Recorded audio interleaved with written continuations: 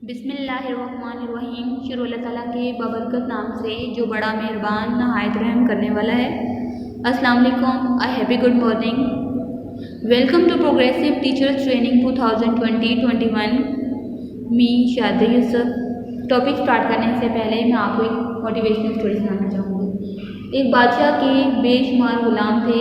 उन गुलामों में से एक गुलाम हर वक्त खुश रहता था। उसको तनख्वाह कम दी जाए, काम ज़्यादा दिया जाए, लेकिन गुलाम हर हाल में खुश था। बादशाह को उससे बड़ी जेलसी होती थी कि गुलाम हर हाल में खुश क्यों रहता है। बादशाह कहता था, मैं तो बादशाह हूँ, सारी सल्तनत मेरे पास है, जो चाहता हूँ कर लेता हूँ, सोना चांदी दुनिया की हर नेमत मेरे पास है, लेकिन मैं खुश नहीं हूँ। गुलाम हर वक्त खुश रहता है। इसने अपने वज़ीर को बुलाकर कहा कि यह हर वक्त खुश क्यों रहता है। खुश उसे होना चाहिए जिसके पास सब कुछ हो। वज़ीर ने कहा, हुक्म किया जाए, आप क्या चाहते हैं। बादशाह ने कहा, मैं इस गुलाम को उदास देखना चाहता हूँ, मेरी ख्वाहिश है कि ये भी परेशान हो। वज़ीर ने कहा, ये कोई मुश्किल काम नहीं, कल आप देखेंगे कि ये कल परेशान होगा और इतना परेशान होगा कि आपकी हंसी निकल जाएगी। वज़ीर ने एक थैली मंगवाई और इसमें सोने के 99 सिक्के डाले और इसके ऊपर लिख दिया 100। बादशाह सलामत और वज़ीर गुलाम के घर चले गए। गुलाम के घर के बाहर वो थैली रख दी और दरवाजे पर दस्तक थी। वज़ीर और बादशाह दोनों छुप गए। गुलाम बाहर आया, देखा कि घर के सामने एक थैली है। इसने थैली उठाई और अंदर चला गया।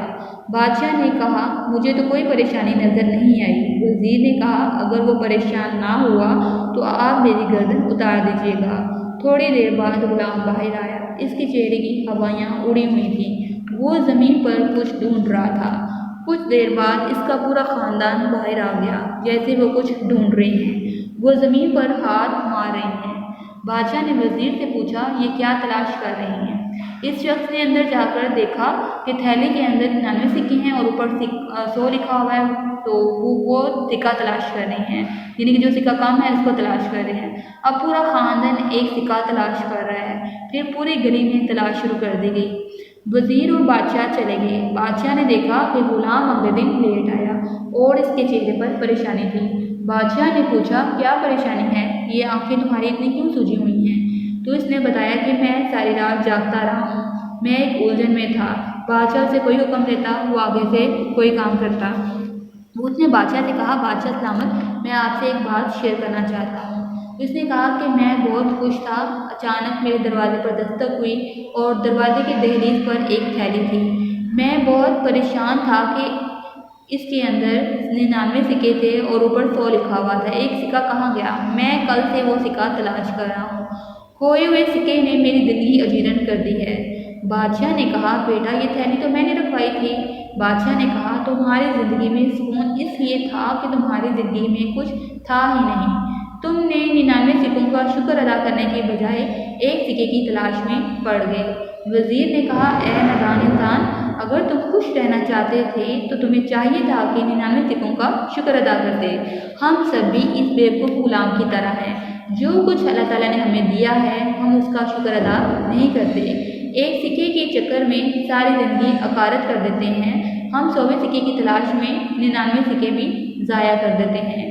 जो कुछ अल्लाह ताला ने हमें दिया है इसका शुक्र भी तो अदा करना है। जो दिन मिल गया, जो सुकून मिल गया, जो खुशी मिल गई, इसको एंजॉय करें। हम सब एक सिक्के की तलाश में रहते हैं जो कि थैली में होता ही नहीं है।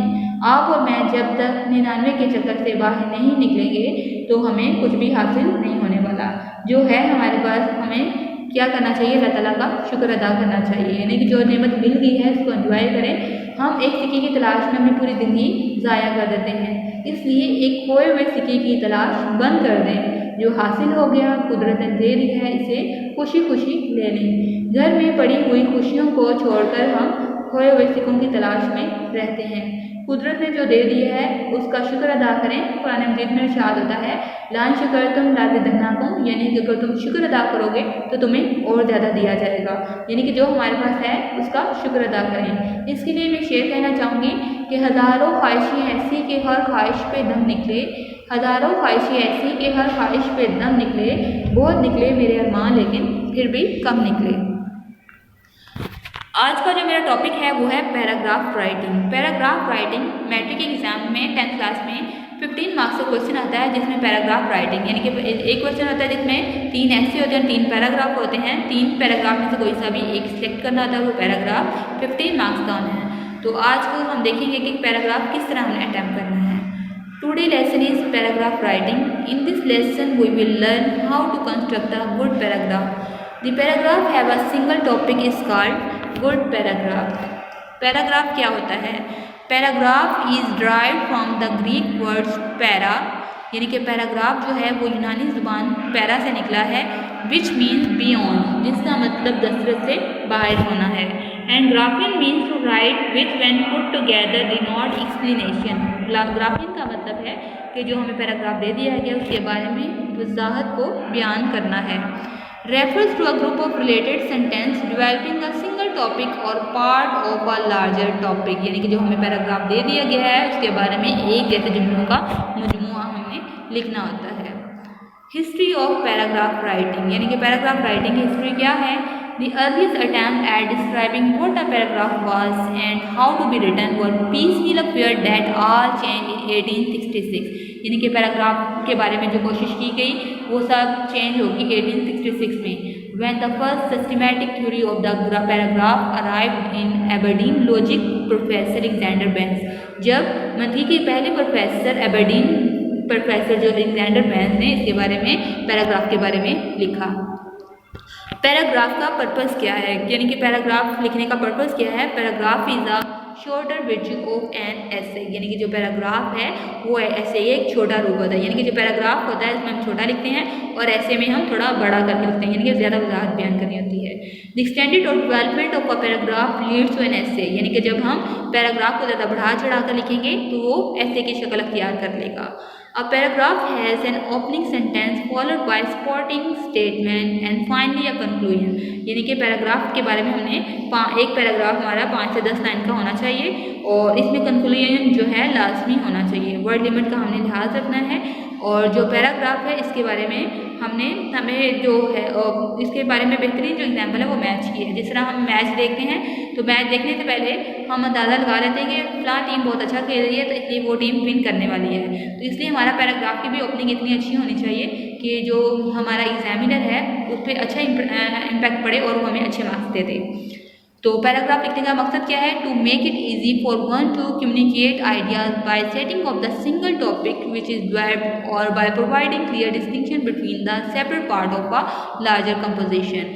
फर्स्ट है it break up the monotony of a solid printed text. इसका मतलब क्या है? जो पैराग्राफ है वो सिर्फ सब एक ही ढंग का होना चाहिए, यानी कि एक ही तरीका उसका होना चाहिए। Second, it break up a composition into convenient unit and promote the coherent treatment of a subject by attending to one thing at a time. दूसरा क्या है? हमारे पास अल्फाज जो है सिंपल होने चाहिए और जो पैराग्राफ उसी के बारे में हमने जो टॉपिक हमें दिया गया है उससे हटकर नहीं लिखना बल्कि उसी के बारे में हमने लिखना होता है। Third, it has psychological value in that every new paragraph makes a new beginning, यानी कि हर आने वाला पैराग्राफ एक नई शुरुआत को शो कर रहा होता है।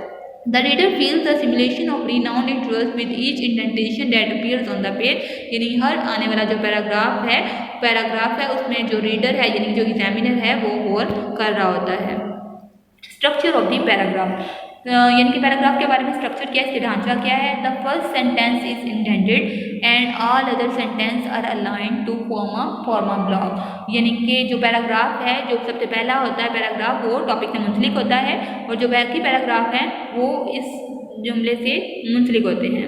The sentence must be connected to each other in thought, यानी कि हर जो पैराग्राफ है उसके जुमले हैं उनका आपस में ताल्लुक होना चाहिए। And so you get an idea of what the writer is talking about, यानी कि हम अंदाज़ा लगा लेंगे जो राइटर है किस बारे में बात कर रहा है। The paragraph conveys only one main idea, paragraph में हम एक टॉपिक के बारे में लिख रहे होते हैं। There is no fix number of sentence required for a paragraph, paragraph के लिए नंबर ऑफ सेंटेंस वजाहत नहीं किए जाते। लॉन्ग पैराग्राफ इरिटेट रीडर, यानी कि जब हम ज़्यादा लंबे पैराग्राफ लिखते हैं तो वो रीडर के लिए उकताहट का बायस बनते हैं। So each paragraph should be of convenient size for reasonable length, इसलिए जो हर पैराग्राफ है वो रीजनेबल लेंथ के मुताबिक होना चाहिए। The average length is somewhere between 100 to 100 words for student writing more than 5 sentences पर पैराग्राफ, यानी कि जो हमें पैराग्राफ दिया जाता है उसमें वर्ड लिमिट दी जाती है, यानी कि जो पैराग्राफ लिखना है उसमें 100 से 200 वर्ड का इस्तेमाल होना चाहिए और हर पैराग्राफ में 5 जुमलों का इस्तेमाल होना चाहिए। A paragraph should be strictly small in size or have a word limit. Introduction क्या है? The first section of a paragraph that include the topic sentence and any other sentences at the beginning of the paragraph that give background information or provide a transition. It's short, it contains the central idea. Introduction मतलब जो हमने paragraph select कर लिया है उसके बारे में हमने उसका तारुफ बयान करना है। तारुफ उसका क्या होता है, मरकज़ी ख्याल होता है, वो ज़्यादा 4 से 6 लाइन का होना चाहिए। उसके बाद body follows the introduction and discussion the controlling idea using facts, arguments, analysis, examples and other information. It wells explains and support the main idea of the paragraph. Body क्या है? पैराग्राफ की strong होनी चाहिए। Body में क्या होना चाहिए? उसमें हम क्या करते हैं? फैक्ट्स को लिखते हैं, आर्गूमेंट दलाइल को लिखते हैं, तरीक़े लिखते हैं, मिसालों को शामिल करते हैं और दूसरी मालूमात को बयान करते हैं। It wealth explain the spot the main idea, जो कि मेन आइडिया को बयान कर रहा होता है, यानी कि जो बॉडी है हमारे पास उसकी स्ट्रॉन्ग होनी चाहिए।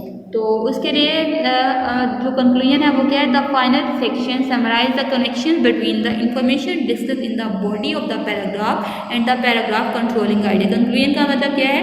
यानी कि जो हमने टॉपिक लिखा है उसके बारे में जो हमने वजाहत, एग्जाम्पल, आर्गूमेंट, एनालिसिस जो हमने बयान कर दिए हैं, अब हमने उससे क्या नतीजा खस किया है वो हमारा होता है कंक्लूजन। कंक्लूजन जो है हमारा हमेशा पॉजिटिव होना चाहिए, यानी कि जो हमारा टॉपिक है वो क्या आना चाहिए? The very first sentence is called topic, यानी कि टॉपिक सेंटेंस है। अब सिंगल जो टॉपिक है उसको हम डिस्कस कर रहे हैं, यानी कि जो पूरा पैराग्राफ होता है वो एक ही पॉइंट पर चल रहा होता है। तो उसके पैराग्राफ लिखने से पहले हमें क्या करना चाहिए? उसके बारे में एक पिक्चर अपने माइंड में बना लेनी चाहिए, यानी कि मैं पैराग्राफ को किस तरह डिस्कस करूँगा। फिर उसके बॉडी में हम लिखते हैं कि हेडिंग लिख लेते हैं, एक्सप्लेनेशन लिख लेते हैं, फिर उसमें रीज़न शामिल हो सकती है, एग्जाम्पल्स हो सकती हैं, फिर हम उसमें कोटेशंस ऐड कर सकते हैं।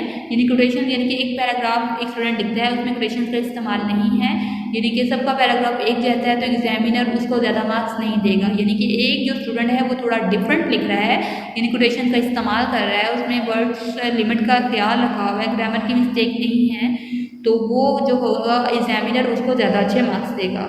और कंक्लूजन जो होता है वो लाजमी लिखना होता है। ये पैराग्राफ में कंक्लूजन इसका लाजमी हिस्सा होता है। उसके बाद है हमारे पास पार्ट्स ऑफ अ पैराग्राफ, यानी कि पार्ट्स ऑफ अ पैराग्राफ कौन कौन से हैं हमारे पास? The topic sentence, this sentence tell the readers the main idea, यानी कि जो टॉपिक सेंटेंस है वो मेन आइडिया को शो कर रहा होता है। और word the paragraph will be about, जो हमें बता रहा होता है कि पैराग्राफ किस बारे में है। Supporting sentence 1, this sentence gives specific details relating to the main idea, यानी कि ख़ास किस्म की वजाहत जो है वो बोलते हैं सपोर्टिंग सेंटेंस 1, यानी कि जो मेन आइडिया को रिलेट कर रही हो। Supporting sentence 2, this sentence gives another specific details relating to the main idea, यानी कि एक और वजाहत को बयान करना, उसको हम बोलते हैं सपोर्टिंग सेंटेंस 2।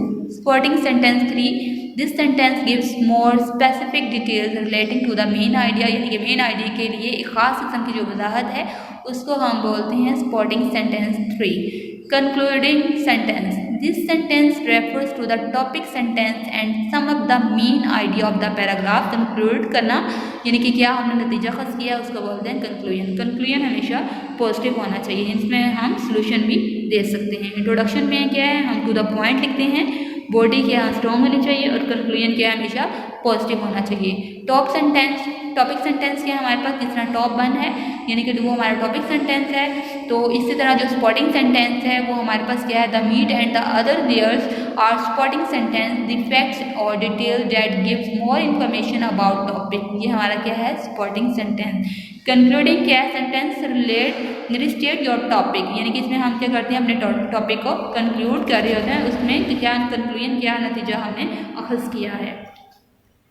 उसके बाद है types of paragraph. Types of paragraph हमारे पास कौन कौन सी हैं उसके बारे में सबसे पहले हमारे पास है डिफरेंट टाइप्स हैं। नंबर फर्स्ट है नरेटिव पैराग्राफ, सेकंड है पर्सुएसिव पैराग्राफ, डिस्क्रिप्टिव पैराग्राफ और एक्सप्लेनेटरी पैराग्राफ। तो सबसे पहले हमारे पास नरेटिव पैराग्राफ। नरेटिव पैराग्राफ क्या है? The narrative paragraph tells the story, यानी कि नरेट करना, बयान करना, इसमें हम किसी स्टोरी को बयान कर रहे होते हैं। सेकंड है the persuasive paragraph, tries to convince the audience, audience मतलब ऑडियंस को कन्विंस करना, कायल करना। तो persuasive paragraphs are intended to the gain the readers for concerning a specific topic. Third है हमारे पास the descriptive paragraph, descriptive describe something. The descriptive paragraph when writing descriptively engage as many of the 5 senses as possible, जिसमें हम 5 senses का इस्तेमाल कर रहे होते हैं। द एक्सप्लेनेटरी और explanatory paragraph gives information explain something, यानी कि जिसमें हम वजाहत कर रहे होते हैं। And explanatory paragraph explains information, यानी कि मालूमात को बयान करना। उसके बाद है qualities of a good paragraph, यानी कि एक अच्छे पैराग्राफ में कौन कौन सी क्वालिटीज़ होनी चाहिए। सबसे पहले इसमें होनी चाहिए यूनिटी, सेकेंड है कोहेरेंस और तीसरा है एम्फसाइसिस। तो सबसे पहले हम बात करते हैं यूनिटी की। यूनिटी क्या होती है? It dwells a single thought to read the reader's mind get focused. Second है topic sentence, the most important way of attaining unity in a paragraph, यानी जो हम पैराग्राफ लिख रहे हैं उसमें यूनिटी होनी चाहिए। Unity is important because it aid the readers involving along with the writer's idea. Unity में हम राइटर के आइडिया को बयान कर रहे होते हैं। The reader can expect that a given paragraph will deal only one main topic, यानी कि पैराग्राफ में है जो हमें टॉपिक दिया जा रहा था हम उसी के बारे में लिख रहे होते हैं। When a new paragraph begins, this signals that the writer is moving on the new topic, यानी हम जब हम नया पैराग्राफ स्टार्ट करते हैं तो हम नए पैराग्राफ की तरफ बढ़ रहे होते हैं। पैराग्राफ यूनिटी में be violated by including too many or too few details. Paragraph में हम ज़्यादा वजाहत करने से गुरेज करते हैं। The length of the paragraph is not measure of its effectiveness. Unity is impaired if some of these details are not actually related to the basic thought in the paragraph. Including too many details result in what is called straying away from the subject. यानी कि जब हम ज़्यादा लंबा paragraph कर देते हैं, ज़्यादा बढ़ा चढ़ा कर लिखते हैं, तो क्या होगा, वो जो रीडर है उसको उसकी जगह से हटा देगा, यानी कि वो फिर ज़्यादा फोकस से नहीं पड़ेगा। टॉपिक सेंटेंस हमारे पास दो तरह के, एक्सप्रेस और इम्प्लाइड। एक्सप्रेस क्या है? It is actually found in the paragraph और it is one of the sentence that compose the paragraph, यानी कि एक जुमला जो कि पूरे टॉपिक को बयान कर रहा होता है। Implied, it can not be actually found in the paragraph, however it can extracted from the paragraph and can be easily and clearly stated. इसको वाज़ेह तौर पर आसान तरीके से बयान किया जाता है। यूनिटी क्या है? Unity in paragraph begins with the topic sentence. Every paragraph has one single controlling idea that is expressed in its topic sentence which is typically the first sentence of the paragraph. Topic sentence क्या है? It may be located at the beginning, at the end, at the beginning and stated at the end, in the middle. यानी कि जो हमारा topic sentence है वो शुरू में भी हो सकता है, एंड पर भी हो सकता है, शुरू में भी हो सकता है, एंड पर भी, और दरमियान में भी हो सकता है। इन द मिडल यानी कि दरमियान में भी हो सकता है। कोहेरेंस क्या होता है? Coherence, the quality of sticking together. There is an orderly progression of thoughts, यानी कि जो ख्यालात हैं उनको ऑर्डरली तरतीब से बयान करना। Each sentence adds something to the one preceding it, and the totality of the sentence dwells the central thought adequately, यानी कि हर सेंटेंस मुनासिब तौर पर सेंट्रल मरकज़ी ख्याल को बयान कर रहा होता है। Coherence is the quality that makes your writing understandable. Sentences within a paragraph needs to connect to each other and the work together as a whole.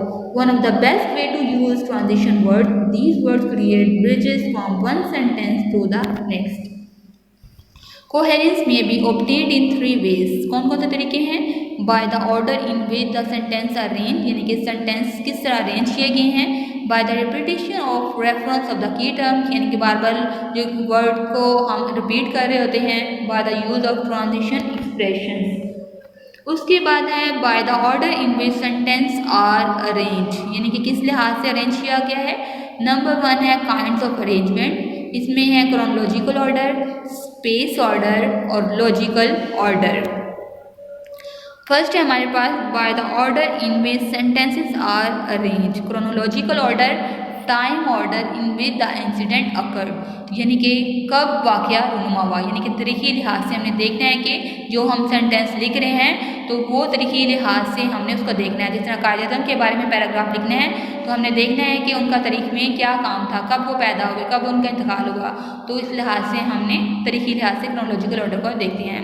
Space order, details are arranged right to left, left to right, top to bottom, bottom to top, यानी कि जो details हम लिख रहे हैं वो दाएं से बाएं, बाएं से दाएं या ऊपर से नीचे या नीचे से ऊपर भी हो सकती है।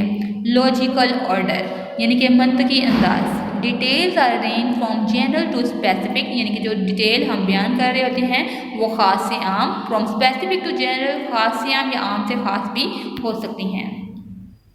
Repetition of reference to key terms.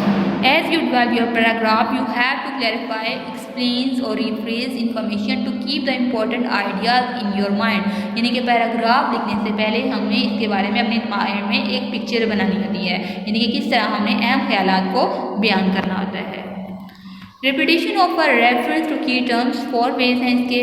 by repeating a key word or term, by using synonyms for the keywords, by using the derivatives of the keywords, by using general term for a specific keyword or specific term for a general keyword. Repetition of a reference to key term, इसके भी 4 तरीके हैं। by using a general term for specific keyword और specific term for general keyword, यानी कि खास से आम और आम से खास लफ्ज़ों का इस्तेमाल। एग्जाम्पल इसकी astronautics is the combination of many sciences, यानी कि जो खलाबाजी है वो मुख्तलिफ साइंसों का मजमूआ है। This field of a specialisation is mastered by the astronaut, यानी कि जो इसमें महारत हासिल कर लेते हैं उसको हम क्या बोलते हैं, खलाबाज। The use of synonyms, all scientists have the tendency to be meticulous in their treatment of data, यानी कि तमाम साइंसदानों को डाटा इकट्ठा करने में मुश्किलात का सामना करना पड़ता है। This inclination to be extra careful in handling details in the experiment seems to be inherited in them, यानी कि जो उनके पास डाटा आता है और जो एक्सपेरिमेंट उन्होंने करना होता है उसमें डिटेल को मद्देनजर रखना होता है। The use of derivatives, some plants who are exposed to the sunlight, कुछ पौधे ऐसे होते हैं जो सूरज की रोशनी में मुरझा जाते हैं। This is experiment by study, यानी कि जो इनको क्या बना देता है, सख्त बना देता है। The use of general term for specific keyword, astronautics is a combination of many sciences. This field of specialization is measured by astronaut. Use of transitional expressions, transitional expression हम किस तरह इस्तेमाल कर सकते हैं। Transition words and phrases signal specific kind of relationship, खास किस्म के ताल्लुकात हैं between the parts of sentence, sentence के ताल्लुकात के दरमियान, बिटवीन द सेंटेंस, सेंटेंस में, इन अ पैराग्राफ, पैराग्राफ में, and between the paragraph in a larger composition, यानी कि जब हम पैराग्राफ लिख रहे होते हैं उसमें हम ट्रांजिशन वर्ड का इस्तेमाल कर रहे होते हैं।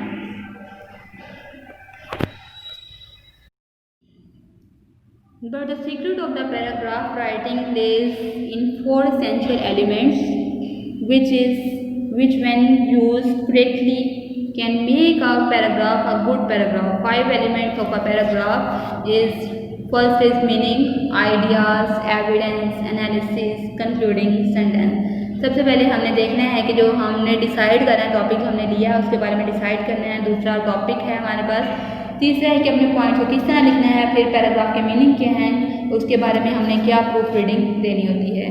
तो इसके लिए हम आगे इस्तेमाल करते हैं कॉमन ट्रांजिशन वर्ड। कौन कौन से हैं, टू इलिस्ट्रेट और एक्सप्लेन, यानी कि वजाहत बयान करना। For example, namely, specifically, such as, that is.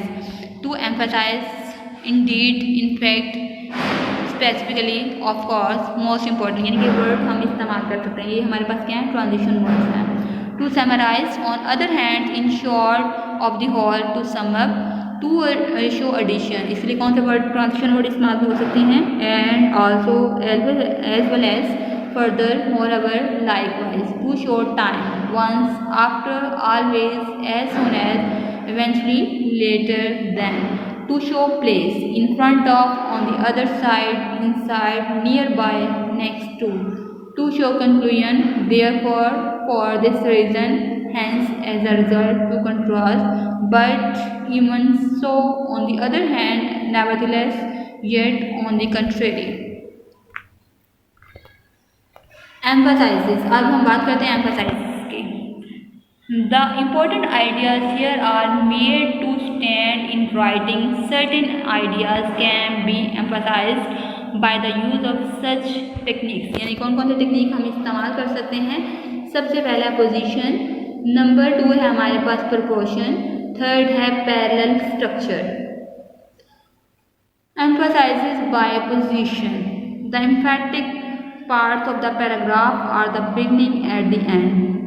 यानी कि कौन से हिस्सों पर जोर दिया जाता है, सबसे पहले स्टार्ट पर और एंड पर। Therefore you must either begin or end with the most important idea. यानी कि जो पैराग्राफ लिखते हैं उसका शुरू और एंड ज़्यादा अच्छा आना चाहिए। Emphasizes by the use of parallel structures. An idea can be emphasized by using a series of statement or question which are parallel in structure. यानी कि ऐसे सवाल लिखना जो कि ढांचे के लिहाज से मतवाजी हों।